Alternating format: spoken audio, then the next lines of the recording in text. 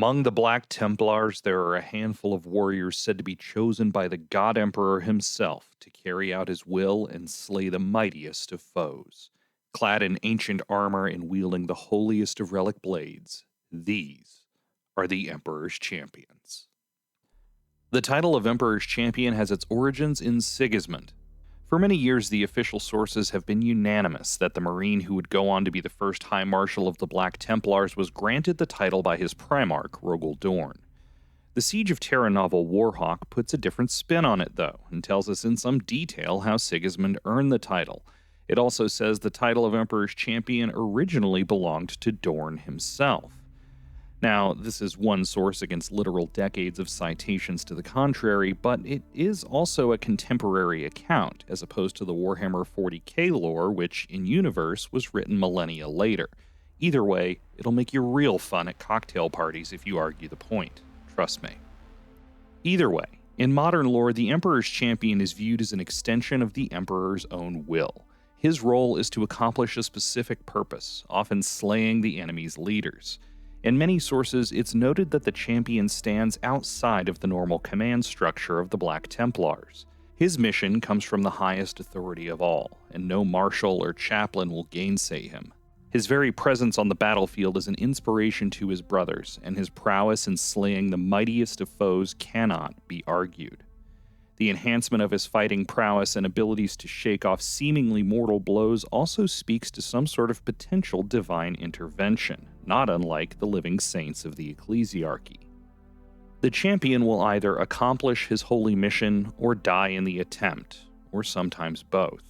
It's noted that the life expectancy of the Emperor's Champion is often short, given the incredibly dangerous nature of their tasks. In fact, many do not live to see a second day in the role, and there is at least one documented account of a champion who died in battle before even being able to take up the black sword that is the symbol of his office. We'll get to that story in a bit. How many Emperor's Champions there are at one time has changed in official sources over the years. At times, it's been said that the emergence of a champion is extremely rare, to the degree that only one may be present at any given time. In other sources, like the 4th edition Codex, it's said that every crusade has one. These days, it seems to lie somewhere in between. Each crusade is on the lookout for an Emperor's Champion, but there's no guarantee of when, if ever, one will be chosen. At least in terms of the Black Templars, how each champion comes to be has remained pretty consistent. On the eve of battle, one of the Templars may receive a vision said to be granted from the Emperor himself. Like I've mentioned in previous videos, it's much more explicit these days that it's the God Emperor who chooses this champion, but it's always been a process dripping with the trappings of religiosity. We do have some descriptions of the form this vision may take. The following comes from the Index Astartes article about the Emperor's Champion, published in 2013. In a ritual that's been repeated for centuries, the Black Templars gather on the eve of an important battle, their heads bowed in solemn prayer by the light of candles rendered from the tallow fat of faithful chapter serfs. Walking among the supplicant warriors, Space Marine chaplains carry censers of sacred incense, their voices raised in droning hymns. Through the haze of blue-tinted smoke, the Battle Brothers' lips move in silent prayer to the Emperor, each one inviting his divine spirit into their souls. Almost every ritual ends with the candles burned to nothing and the air heavy with a mist of stale incense. Invigorated by their prayers, the Black Templars' Battle Brothers will then rise to their feet and march to war. A handful of times each century, the ritual will end in a different way. During the long night of prayer, a single Battle Brother will be visited by a vision sent by the Emperor, a ghostly dream of a pale, blazing knight struggling against a sea of foes. While accounts of the vision vary from one Battle Brother to the next, many of the symbols and themes remain the same. A mighty hero fighting an impossible foe, a fading light that must be rekindled, and a tide of endless enemies crashing upon crumbling fortress walls are all images given by the Emperor. Awakening from his vision trance, the Battle Brother will proclaim the Emperor's visitation, and the chaplain will take him away so that the true ceremony may begin. The most senior Black Templars chaplain in the crusade is called to listen to the vision and verify its authenticity. Ever fearful of demonic trickery and false interpretation, the chaplain will have the battle brother recount what he saw, referencing the Liber Divinitus of the chapter to see if the symbols and images recorded there match those described. Never in the history of the chapter has a battle brother received a false vision, each and every one a true vessel of the God Emperor. The vision confirmed the battle brother is taken to the chapter's lay shrine, a sacred ground blessed by the chaplains wherever the company makes its camp. Whether it's the scorched earth of an alien world, the shadowy, creaking hold of an imperial vessel, or the rusted, dripping ruins of a hive city, this is a place holy to the chapter and made divine by the grace of the God Emperor. From a sealed stasis casket, the chaplain draws out the black sword and armor of faith, the trappings of the Emperor's champion. With great care, the attendant chapter serfs will then dress the battle brother as blessings are recited over each plate and seal. Tiny, spidery script is inscribed upon the armor, further protecting its wearer from harm, each one a benediction to the Emperor's might and a promise of his divine protection. Finally, once the visored helmet is placed upon his head, the newly anointed Emperor's champion will heft the black sword, placing both hands on its long, heavy hilt and lifting it high into the air. The ritual is done, and the Emperor's champion is ready to begin his holy work. There is also a direct account of this ceremony detailed by Graham McNeil in the book Priests of Mars. The reclusiarch stepped back to the altar as each Templar took deep breaths of the chemical-laden smoke, their lungs filling with the secrets encoded into its molecular arrangement. Only the gene-smiths of the Eternal Crusader knew the origin of the incense, and only by their strange alchemy could it be rendered. Kul Galad studied the men before him, each one shaped by thousands of years of history and lost arts of genetics. The best and bravest of the Imperium, the strength and honor of the past was carved into their very marrow. The fearful losses at Dantium had shaken them to their core, but this crusade would be a chance for them to regain their honor, to prove their worth to the High Marshal once again and shake off the ill temper that had settled upon them all.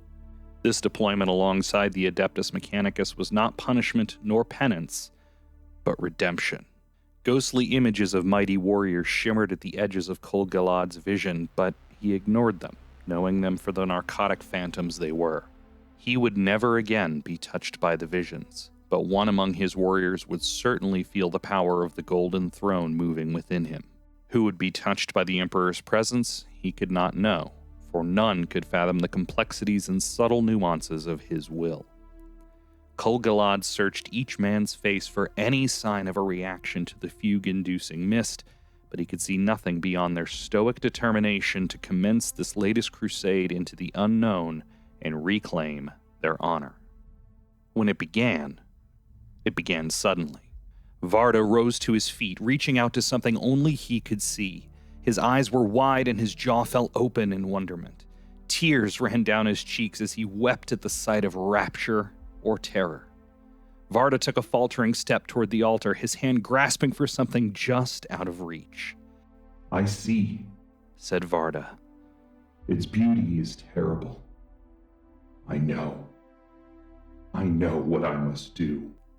"What must you do?" asked Kul Galad. "Slay those who have given insult to the Emperor," said Varda, his voice betraying a dreamlike quality to its tone. "I need to kill them all, to bathe my blade in the blood of the unclean. Where is my sword? Where is my armor?" "They are here," answered Kul Galad, pleased that it should be Varda who was chosen. He nodded to the figures lurking in the cloisters, and they came forward in pairs, one bearing a shard of battle plate, the other empty-handed. They surrounded Varda, and piece by piece stripped him of his armor until he stood only in his gray body glove. Even bereft of his power armor, the strength of his body was palpable. And as they had divested him of his old armor, now the figures attired him in his new warplate. As each portion of the gilded and artificer-wrought armor was fastened to his body, it seemed that Varda grew to fill its contours, as though it had been fashioned for him and him alone. At last he was clad head to foot in the ancient armor of faith, and all that remained to be fitted was his own ivory-wreathed helm. Varda reached up and slid the helmet over his head, clicking it into place and holding out his hands in expectation. Arm him, said Kol Galad, and the neophyte at his side moved forward to stand before the dazed warrior. Varda took a step towards the boy, who backed away in fear. Quickly, boy, give him the sword, snapped Kol Galad. It was not unknown for a warrior in such a fugue state to slay anyone who came near him, believing them to be his enemies. Only the sword would bring them to their senses. The neophyte held the midnight scabbard out to Varda, who let out a shuddering breath as he knelt before the youngster.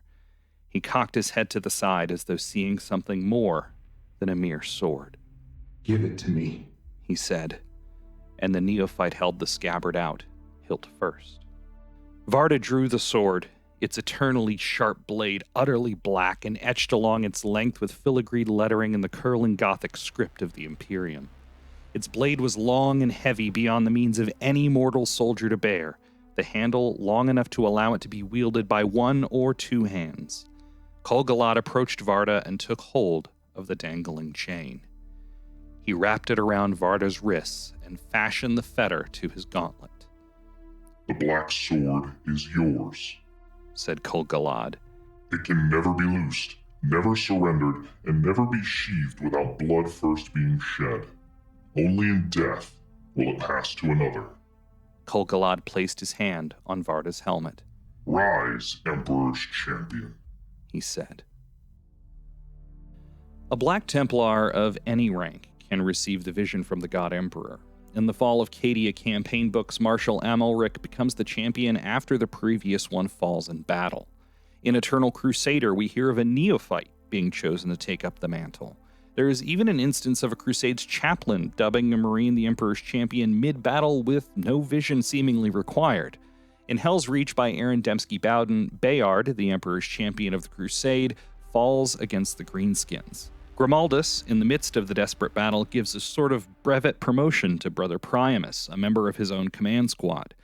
As only Grimaldus himself emerged from that fight alive, however, he's the only one we can be certain knows exactly how it happened. The weapon of the Emperor's champion is the Black Sword. In Warhawk, we get some detail on how Sigismund came to receive the first one from the servants of Malcador the Sigillite. Even then, it was wrapped in almost prophetic trappings, though for all we know, that may have been Malcador's way of giving Sigismund the nudge he needed to become the champion the Emperor truly did need at the time. We'll just conveniently ignore how many sources indicate that Sigismund had the sword before the Siege of Terra for now, because this is an awesome story. Like with the tale of the first Black Sword, the lore has been a little inconsistent, to say the least, with how many of the swords there are today, or even if they have to be swords at all. In the 4th edition Black Templars Codex, it's said that whatever relic weapon a crusade has on hand to give to its champion is referred to as the Black Sword, even if it's a completely different kind of weapon. Remember, this was a time when Games Workshop was big on letting people go nuts with conversions and custom models, so if you wanted your champion to have an axe, a hammer, or a frying pan, you were covered. On the other side of things, the Index Astartes I referenced earlier noted that there are only 10 black swords, period. This appears in other sources as well, but seems to have since been discarded. We know of at least one sword that was destroyed after Marshal Amalric drove it into the chest of the giant cornate demon Scarbrand. The Codex supplement, published in late 2021, says that at least one more is currently missing. We also know that there are a lot of new crusades that got launched at the beginning of the Indomitus Crusade. Maybe there are only 10 true black swords and some licenses taken in times of great need, like Grimaldus did with Brother Priamus on Hell's Reach. Or maybe the limitation was simply too inconvenient in a world where writers want to create drama by having them be lost or destroyed. If you're a stickler for consistent narrative, it truly is a grim, dark future for you. The clear implication for now is that there are more than 10, since the tradition of each crusade carrying one has been continued. No matter how many there are, the Black Sword is said to be an extremely powerful weapon, and the leniency on their not being exclusively swords seems to have gone by the wayside. They tend to take after the original, the one given to Sigismund in Warhawk. It's said to drink in the light and almost exert a sentience and will all its own. It helps Sigismund take his already superlative skill to truly superhuman levels, even by Astartes standards. He dispatches Karn, despite the latter being all hopped up on demon steroids. The Armor of Faith is also an extremely holy set of artificer armor given to each champion, but the sword is truly his symbol, the signifier that this Marine has been chosen by the God Emperor himself. No risk or casualties will be spared attempting to recover the Black Sword after a champion falls, and entire crusades will be launched to recover one that is lost to the enemy. Over the millennia, Emperor's champions have accomplished some truly mighty deeds. I've already mentioned Amalric going one-on-one with a greater demon, and 2 champions having to be literally buried in the bodies of greenskins on Armageddon before they fell. Many of the short stories and novels that include the Templars will include a champion, and places like the Lexicanum wiki have substantial lists available. A lot of the fun of including an Emperor's champion in one's own Black Templars army is the thought of his holy mission and the great deeds he will accomplish, but succinct, in-character versions of some of the deeds from the lore can be difficult to come by. Here, once again, I'll lean on a few from the Index Astartes. Reinhardt the Unbowed. Blessed be the name Reinhardt, champion of the Emperor in the year of our Savior 563 M38. On the storm-racked plains of Isthmus, Reinhardt led the charge against the cursed orc hordes of war boss Slagrut. Astride his clanking, smoking war machine, the orc leader assaulted the Imperial lines across the Great Isthmus Steam Bridge, linking the vast central canal cities together. Reinhardt walked across a river of Xenos corpses to smite the alien warlord, his black sword smashing apart the pistons and gears of its war engine.